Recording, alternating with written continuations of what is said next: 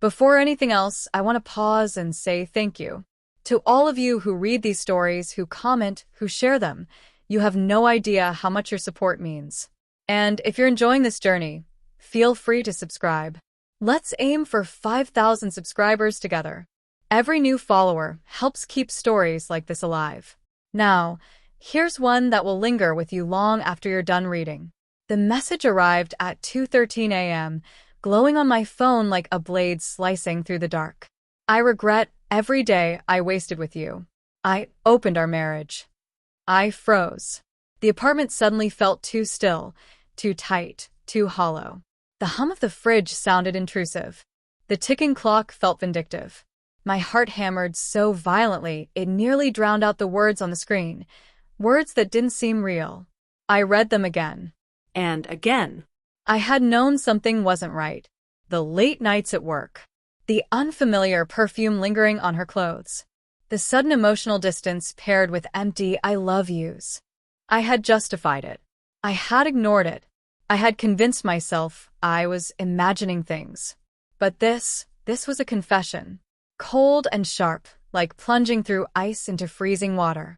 My hands trembled as I typed the only word that pushed its way to the surface. Something instinctive, raw. Who? Her answer came instantly, disturbingly casual. Does it matter?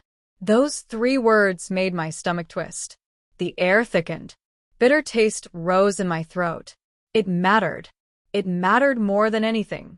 I couldn't sleep. Couldn't eat. Couldn't form a coherent thought.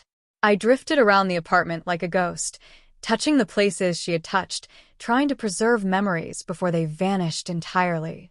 The framed photos felt like lies.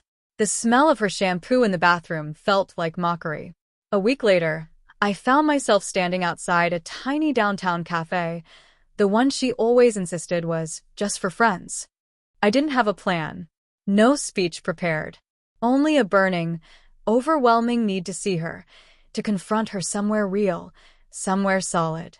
She was there, smiling, composed, as if she hadn't detonated my entire world.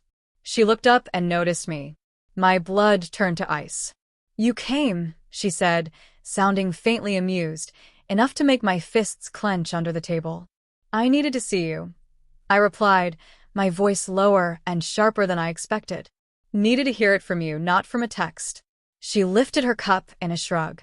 "You already knew, didn't you? You just didn't want to believe it." Why? The word left my mouth before I could swallow it. Why? Why her? Why us? Why now? For the first time, she met my gaze without looking away. Because I wanted more than you could offer. Because I wanted to feel alive again. Because I made a choice. I wanted to yell, break something, disappear. Instead, I sat down. Because some quiet, breaking part of me, the part that still remembered loving her, needed answers. Needed to understand how someone you build a life with could simply choose to erase it. The cafe smelled like burnt espresso and cinnamon. The cheerful conversations around us felt cruelly out of place compared to the chaos roaring inside my chest.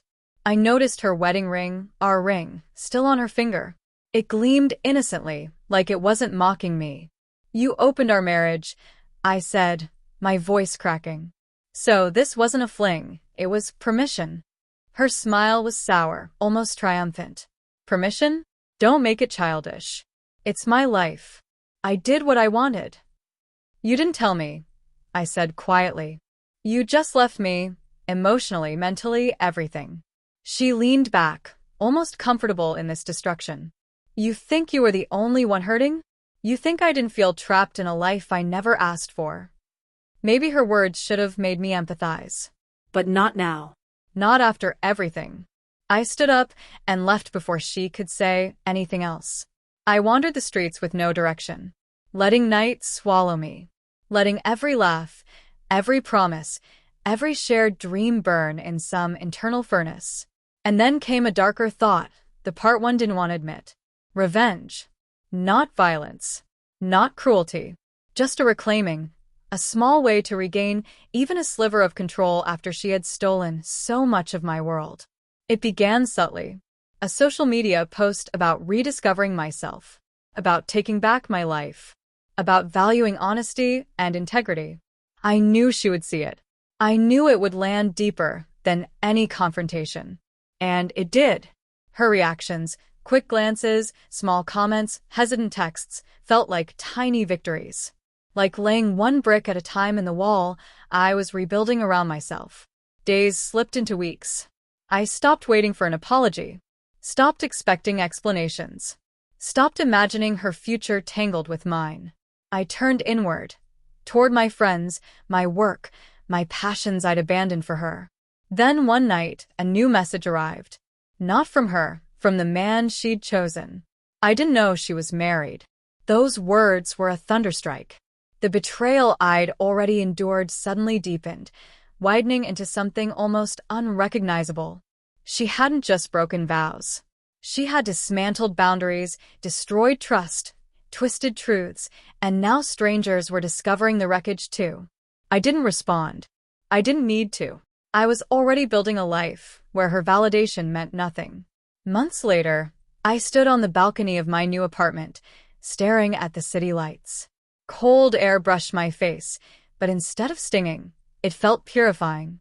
I thought about her, about the pain she caused, about the nights I cried in silence.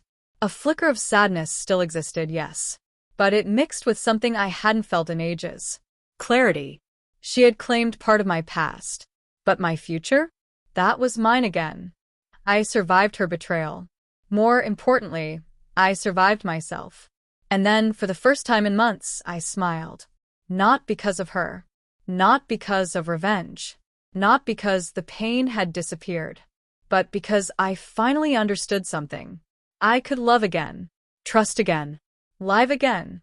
She may have opened our marriage, but I had opened my life. And somewhere between the cold air and the city lights, something thawed inside me. Hope. I inhaled deeply, letting the crisp night fill my lungs, and felt the weight I'd been carrying finally begin to loosen.